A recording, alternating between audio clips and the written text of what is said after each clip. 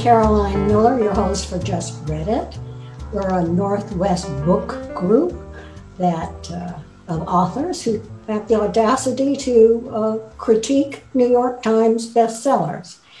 Today I have two guests, William Stack and Susan Stoner, and we're going to be discussing Ta-Nehisi Coates' Water Dance. But before we do that, I'd like to get my guests in here, their voices in. So I'm going to start with you, Susan, because I know you have a new book that came out tail end of last year.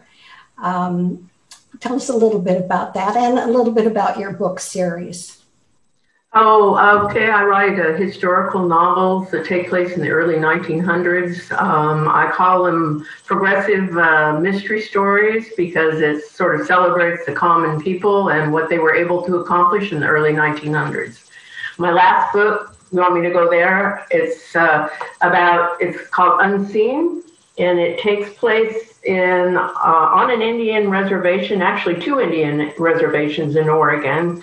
And it's about what Native Americans were experiencing in Oregon in the early 1900s. Okay, and your ongoing hero is a detective. His name? Sage Adair. He works in it's more of a collective of people who work together for economic and social justice. So, but Sage Adair is the lead character. And this is your 10th book in the series, Susan? I think it's the 9th one. The what one? I'm sorry. The 9th one. 11th one. Oh, Lordy. Yeah. That many books? Oh, I'm impressed. Okay. And William, now you and I met when you attended one of my workshops for writers, and we're going to go into writing, but suddenly you've gone off into a whole other direction. Tell us a little bit about that. Sure. I originally wrote a book called Historic Photos of Oregon, and I also wrote and had published 3 articles on various aspects of American history.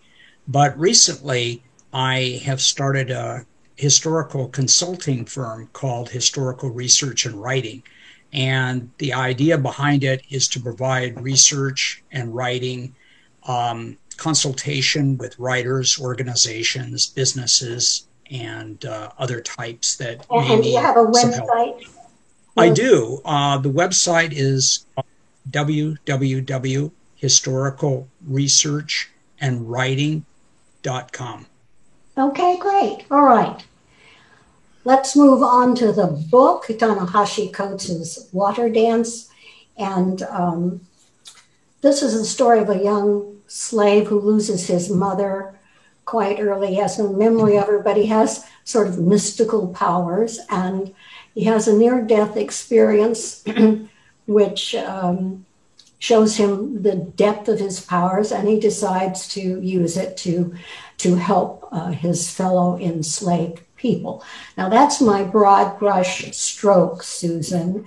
Fill us in, and then this book has been quite the rage. So tell us what your take is on it. Sure. This is Coates' first attempt at a novel. Heretofore, he had written a number of books on nonfiction topics, and he's a staff writer for Atlantic magazine. And in this book, as you point out, Hiram Walker is the main character here, and he is the son of a white plantation owner and a black mother. And he realizes that he has these powers. One is a photographic memory, and the other is this conduction ability. And conduction is the ability, it's kind of, one could also use the term magical realism, and it's the ability to transport himself and others from one point to the other point. And he has this ability when he is in a carriage with his half-brother Maynard. The carriage overturns, plunges into the Goose River. Maynard, unfortunately, drowns, but through his powers, Hiram is able to transport himself out of the river. And this causes a metamorphosis for him, because what he decides after surviving this incident is that he no longer wants to be part of the slave staff on this plantation. So he plots to leave the plantation of Lockless, which is in Virginia. And he persuades a lady friend who, by the name of Sophia, and they both try to escape.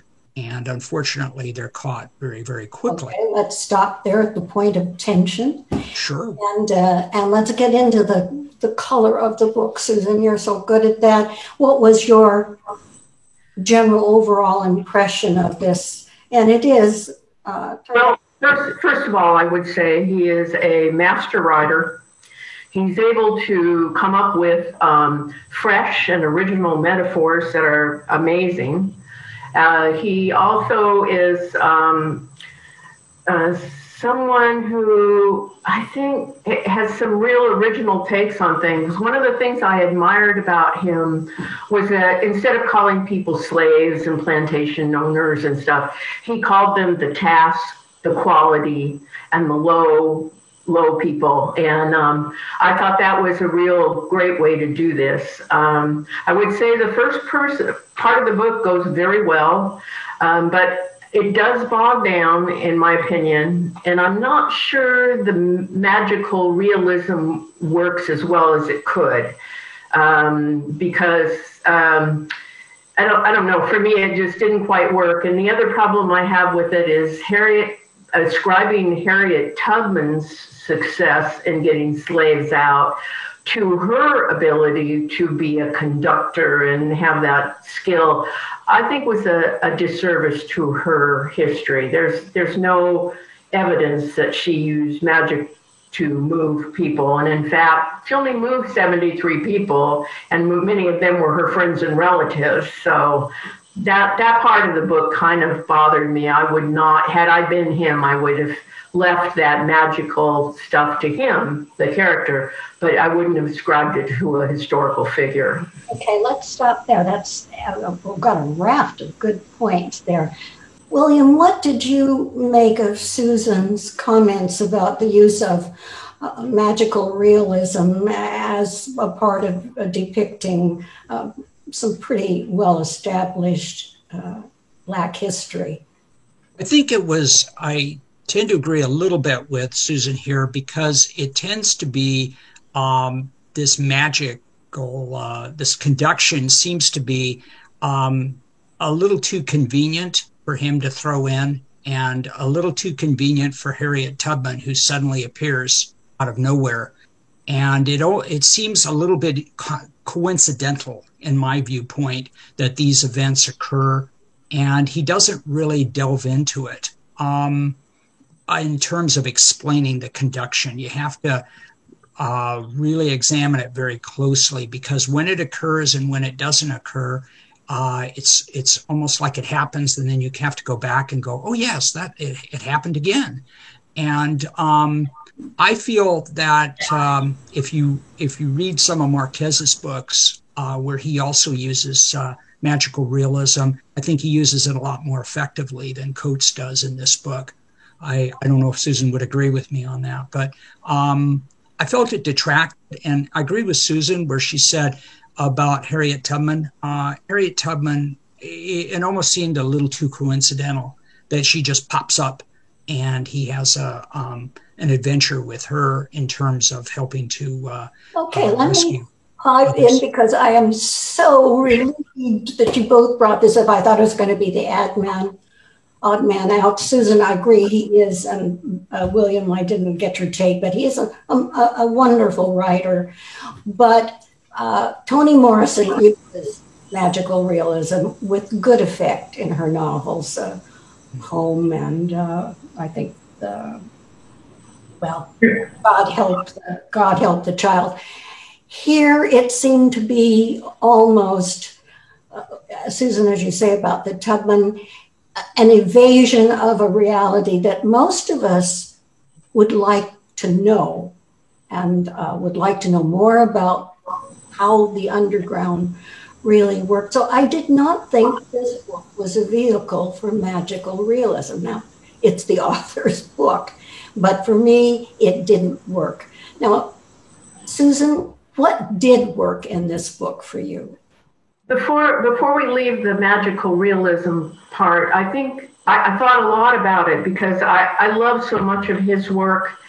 And I think what he was attempting to communicate to us was that the pain and suffering of the people and the personal pain and suffering of the individuals provided them with the power and the strength to move forward in life and to accomplish things. And I think that that's a very important message, and I kind of give him an A+ for attempting to make that point. I just don't think he quite carried it off. So, but I think that was a very important point of the book that wasn't really clear. But I think that's the point he's making. The suffering of the people actually gave them strength, and I think that is absolutely true. You know, on my research on the Native Americans. They're an incredibly resilient people, and as were the Black folks, incredibly resilient to survive what they did. So I think that, and so I think he's saying that comes from the suffering and their ability to turn that into strength. Well, it may have yeah. The role of religion in Black history, but we won't go there.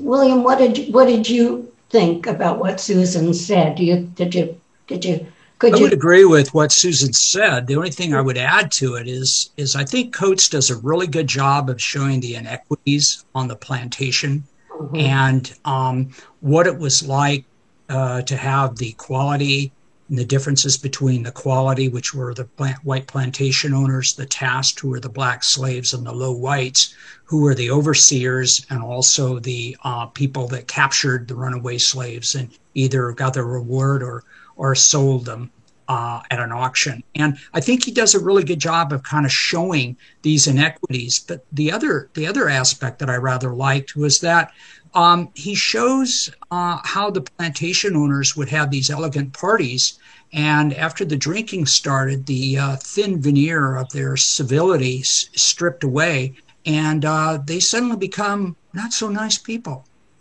I rather liked how he portrayed that.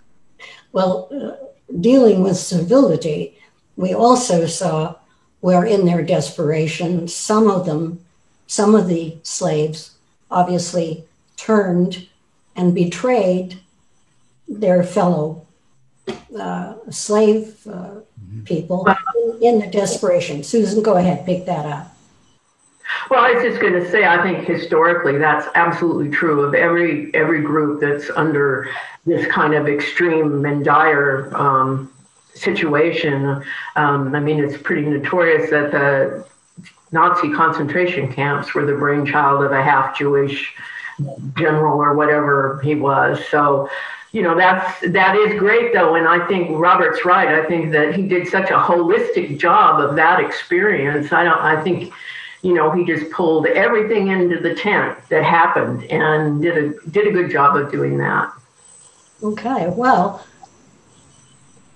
we're just about at the end of the time here, so I want to ask each of you in your frank critique of this book, whether you would recommend it. So let's start with you, William. Is this a book you would recommend other people to?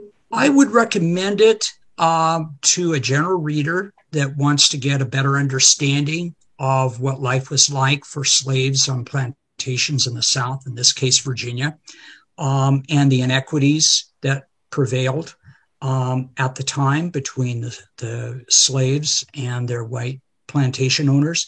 And I would also, I think it would give the reader a better understanding of the operations of the Underground Railroad.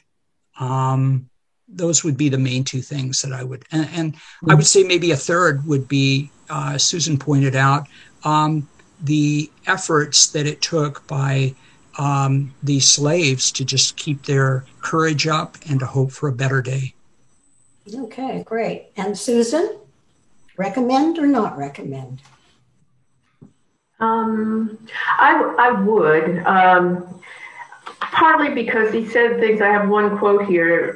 We are blessed because we do not bear the weight of pretending pure. And his story is larded with those kinds of observations that I think are unique and right on point.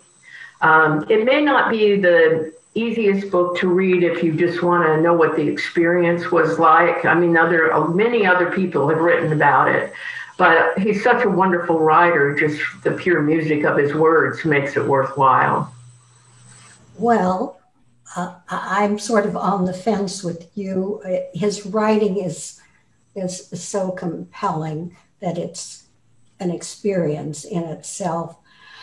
He begins his book with a quote or a reference to Frederick Douglass about masters not wanting the story to be, the true story to be told. And Coates attempted it, but he, again, I go back, used magical realism to do it, and I just sort of felt a little bit cheated. Nonetheless, that flaw aside, I join my colleagues here in saying, yes, you should read this book. It's a book of the time and the debate that the country is having. Well, we've had a great discussion here today, and before I let these wonderful guests go, I want to have them introduce themselves to you one more time. So, William, again, what are you up to and why do we need you? I have been a writer and have published one book and 3 articles on American history. And I recently began a website called historicalresearchandwriting.com. And it is a website dedicated to providing historical consulting for businesses, organizations, and individuals that want to either edit, have written a book and need assistance on a consultancy basis. And I can provide all manner of resources for that. So if you consult that, you can contact me and we can have a consultation. And I can say that I've known William for a while. He's meticulous, and whatever he's up to, if you need him, he's your man. Now, Susan, one more plug for your new book. Oh, okay. So I write historical mysteries that take place in the early 1900s. They feature progressive people who are trying to make social and economic justice, take place in Oregon. The latest one is called Unseen, and it takes place on 2 Indian reservations and points in between. And they're kind of action-packed mysteries of collaborative work by multi-ethnic, multiracial people trying to solve problems. Well, Susan is good at action-packed. I've read all of her books, so highly recommended. Now, we must leave you, and this is the end of this edition of Just Read It. If you like what you heard and want to come back to us, please sign and join us here on the website, because we come out once every 2 months, and you wouldn't want to miss a single episode. So till next time, this is Caroline Miller, host of Just Read It, and see you soon.